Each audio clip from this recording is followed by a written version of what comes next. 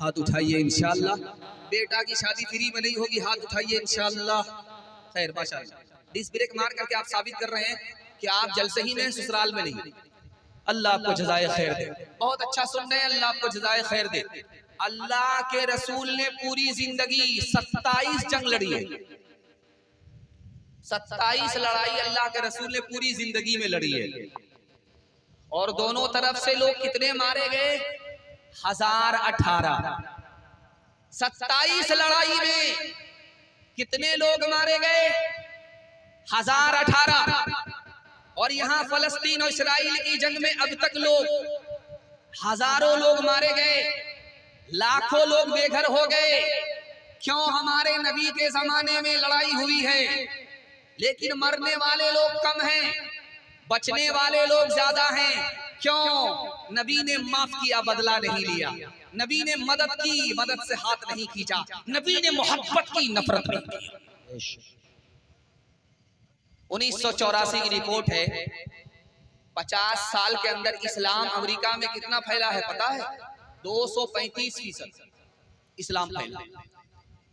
और ईसाइयत कितनी फैली? 47%। पैसा लगाकर, एटम बम गिरा करके भी ईसाइयत नहीं फैली।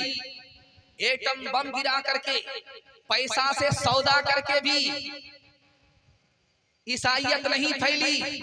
और बेपैसे के, बेसरो सामान, बगैर ताकत के इस्लाम 235% फैल गया। क्यों? अंग्रेज मुअर्रिख लिखता है, मुसलमान जब आजान सुनते हैं मस्जिद में एक सफ में खड़े हो जाते हैं। इस इत्तिहाद की वजह से इस्लाम फैल गया।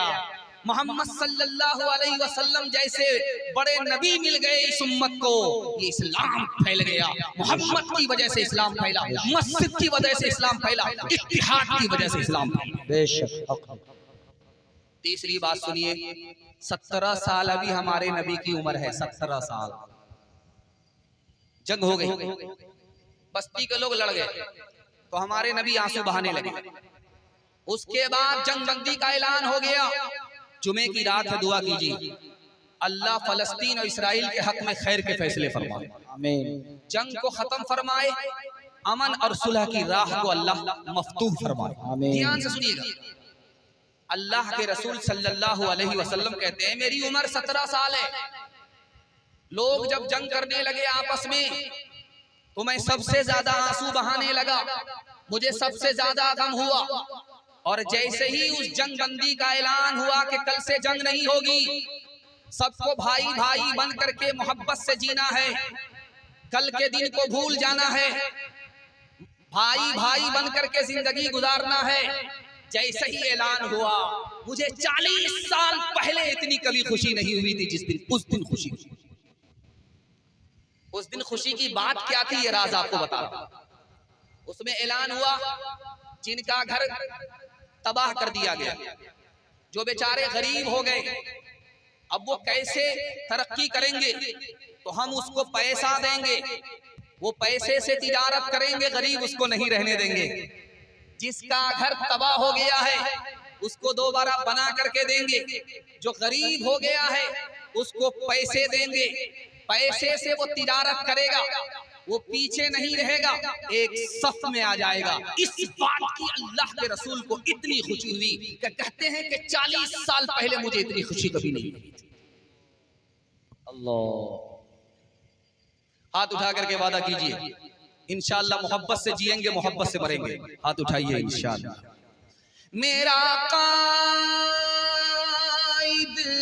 है वो पैगामे सुलह, मेरा कायद है वो पैगामे अमन सुलह अमन पैगाम था जिसका, मोहब्बत नाम था जिसका, मोहब्बत काम था जिसका। वो रफ्ता रफ्ता जिसने कौम को मंजिल अता कर दी,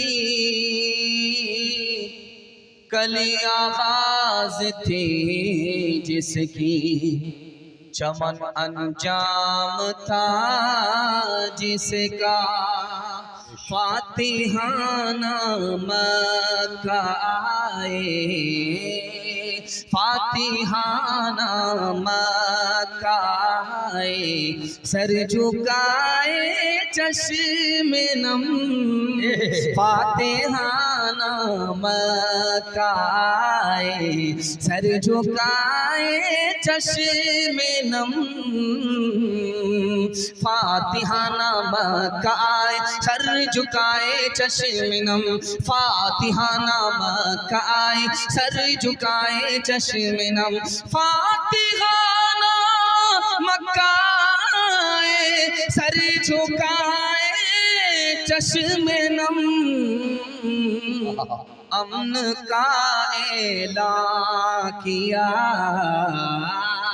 अमन का ऐलान किया ना, दिन हुए अहले वतन, अमन का ऐलान किया ना, दिन हुए अहले वतन। आखिरी पैगाम सीरत के हवाले से, बड़ी जल्दी से आपका जलसा निकल रहा है, आप मोहब्बत से सुन रहे हैं, जबान की रफ्तार बता रही है। अल्लाह इस मोहब्बत को सलामत रखे, जोश के साथ हाथ उठा दीजिए इंशाअल्लाह। बहुत खूबसूरत जलसा, बहुत अजीम मरहले में पहुंच चुका है। 1/3 जलसा निकल चुका है, 2/3 बाकी है। हाथी निकल चुका है, दुम पसी हुई है, इंशाअल्लाह एक झटके में वो भी पास हो। आप यहां से पिपरा लतीफ से, आप यहां से पंजाब तक किसी भी सरदार को भीख मांगता हुआ दिखा दीजिए, नहीं मिलेगा। पिपरा लतीफ से लेकर के पंजाब तक कोई सरदार आपको भीख मांगता हुआ नजर नहीं आया। दूसरी खूबी, यहां से लेकर के पंजाब तक किसी भी सरदार को बगैर दाढ़ी के दिखा दीजिए, नहीं मिलेगा। बगैर पगड़ी के दिखा दीजिए, नहीं मिलेगा। सरदार ने दाढ़ी नहीं छोड़ी, सरदार ने पगड़ी नहीं छोड़ी, दीन धर्म को पकड़ा, अल्लाह ने इज्जत की चोटी पर पहुंचा दिया। एक बात याद रखिए, मूसा अलैहिस्सलाम से मुकाबले के लिए जो जादूगर आए थे, उनकी तादाद कितनी थी? 3 लाख। 3 लाख लोग मुकाबला करने के लिए किससे आए थे? अकेले मूसा अलैहिस्सलाम से। जैसे अभी फलस्तीन से मुकाबला करने के लिए पूरी दुनिया आ गई है, लेकिन 100 चोट सुनार की, 1 चोट लोहार की, फलस्तीन भारी पड़ी।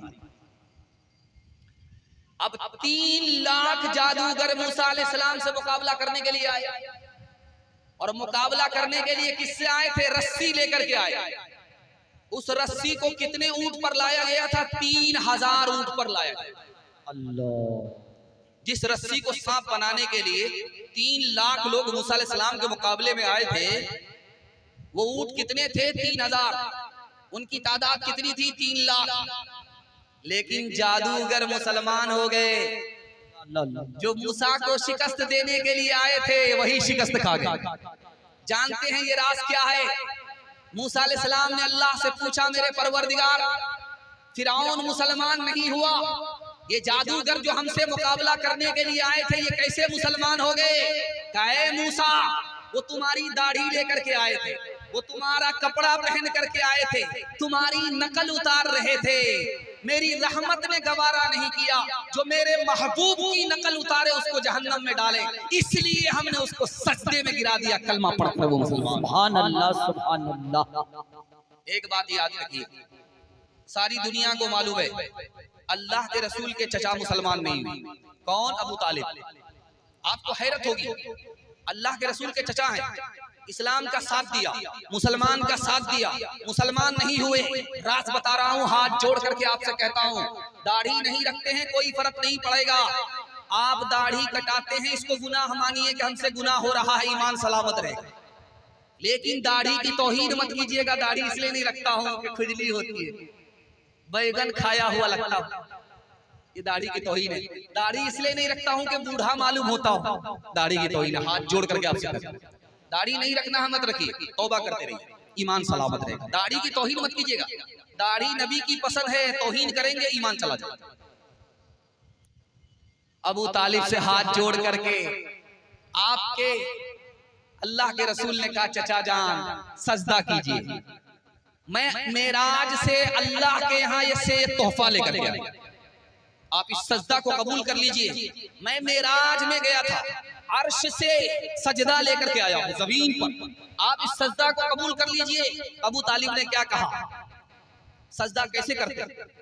तो कहा अल्लाह के रसूल ने, आप घुटने को जमीन से सटाइए, सजदे में जाइए, पेशानी को जमीन से टेक दीजिए। तो अबू तालिब ने कहा ये मुझको कबूल नहीं, सजदा करने में सर नीचे चला जाता है, सुरीन ऊपर आ जाती है, मुझको ये तरीका पसंद नहीं। अल्लाह के रसूल के तोहफे का इनकार किया, मजाक उड़ाया, अल्लाह ने इस्लाम की दौलत से महरूम। अल्लाह के रसूल गुजर रहे थे, दरख्त लंबा था, अल्लाह के रसूल भी लंबे, झुक गए। पीछे से हजरत अली आ रहे, वो भी झुक गए। तो लोगों ने कहा कि अली तुम तो पस्ता कद हो, तुम ऊंचे तो हो नहीं, तुम क्यों झुक गए? दरख्त लंबा था, अल्लाह के रसूल लंबे थे, इसलिए झुक गए कि ठोकर ना लगे। तुम तो उतने लंबे थे नहीं, तुम्हें झुकने की जरूरत तो नहीं थी, क्यों झुक गए? तब मैं दरख्त को नहीं देख रहा था, मैं नबी के सर को देख रहा था। नबी का सर झुका, मैंने भी झुका दिया। नबी की अदा के पीछे हमारी कामयाबी है, मैं अपनी कामयाबी को ढूंढ रहा था, दरख्त को नहीं देख रहा था। दस्तरखान लगा हुआ है, खजूर खा रहे, सारे लोग गुठली अली के सामने रखते, अली कुछ नहीं बोलते। जब सब लोग खजूर खा करके फारिग हो गए तो किसी साहबी ने कहा, या रसूल अल्लाह, गुठली अली के सामने ज्यादा है, खजूर अली ने ज्यादा खाई है। तो अल्लाह के रसूल ने कहा, अली क्या बात है, गुठली तुम्हारे सामने ज्यादा क्यों है? कहा, या रसूल अल्लाह ये लोग सही कह रहे हैं, या रसूल अल्लाह ये लोग सही कह रहे हैं, आप हमारी तरफ मुतवज्जो होइए, मेहमान आ रहे हैं।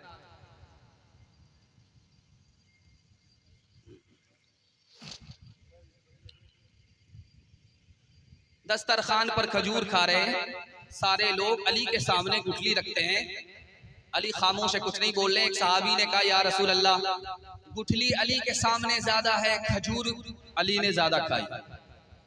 तो अल्लाह के रसूल ने पूछा कि अली क्या कह रहे हैं? या रसूल अल्लाह ये बिल्कुल सही कह रहे हैं, हम तो खजूर खा रहे हैं, गुठली बाहर निकाल रहे हैं, ये लोग गुठली समेत खजूर खा रहे हैं।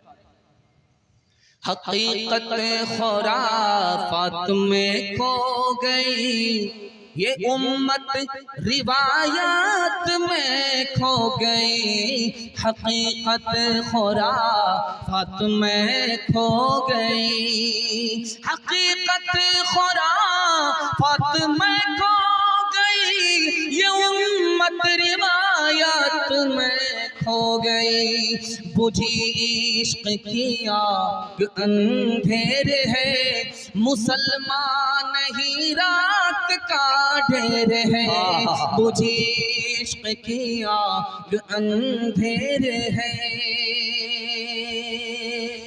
खूबसूरत जलसा सीरत के हवाले से मुकम्मल हो गया।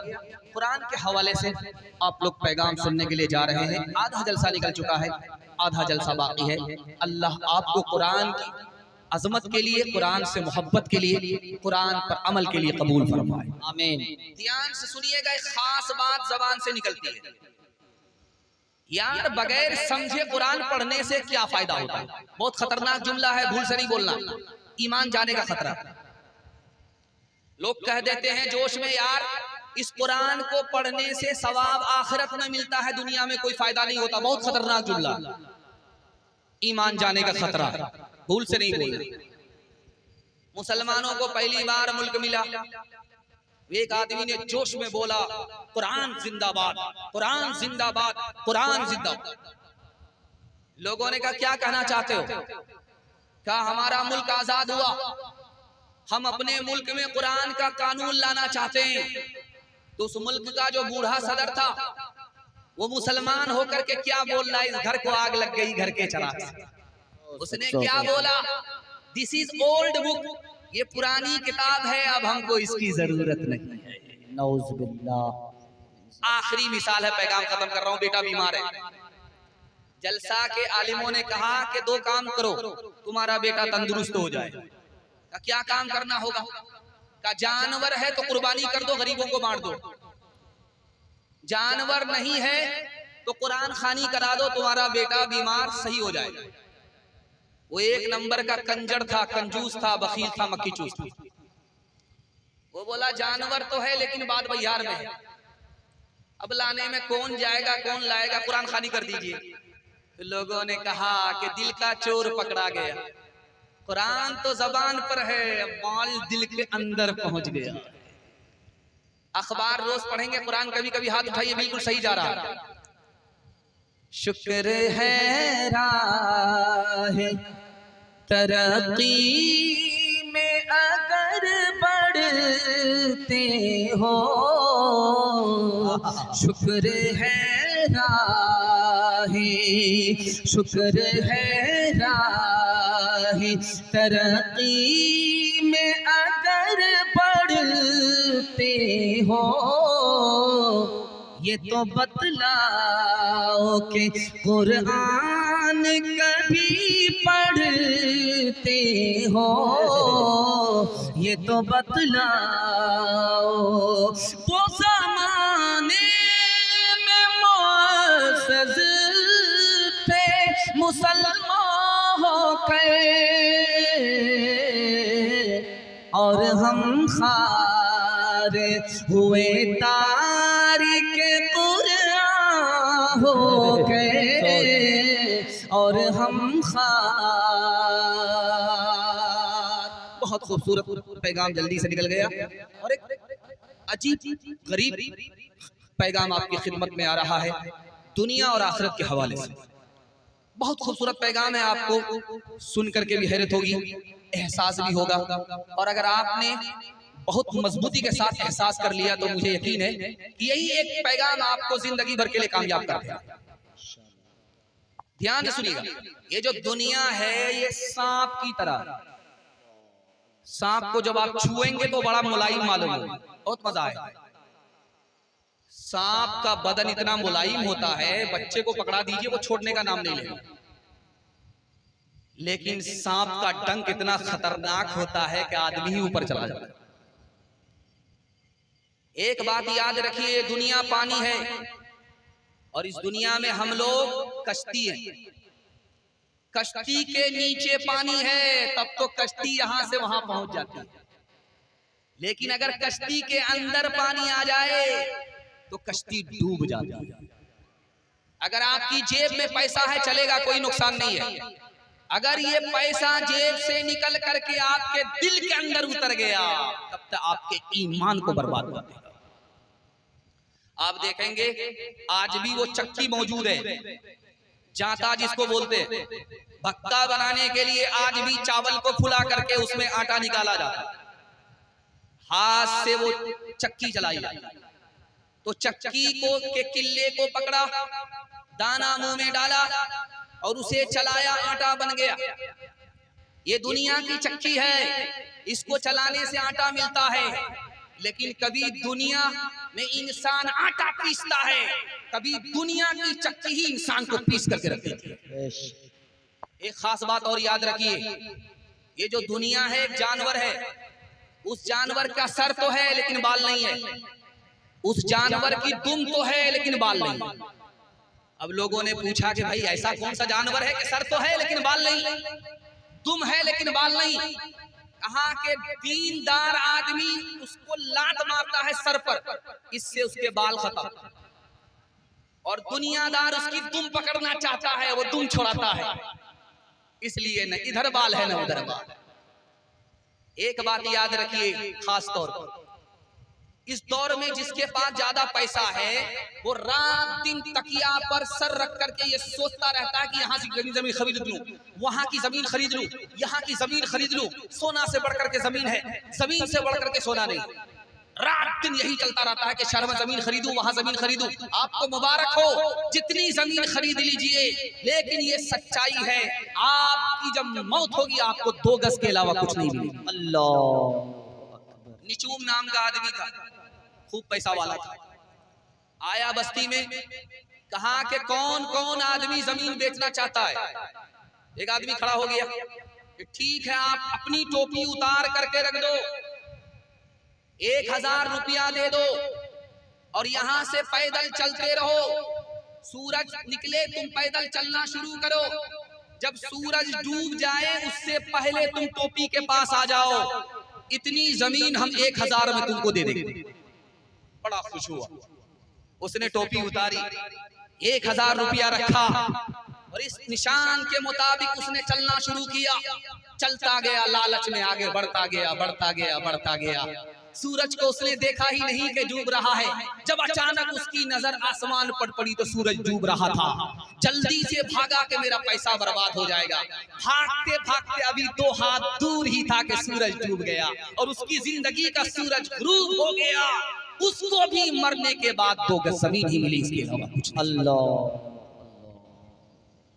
उम्रे दराज मांग के लाए थे 4 दिन, 2 आरज़ू में कट गए 2 इंतजार में।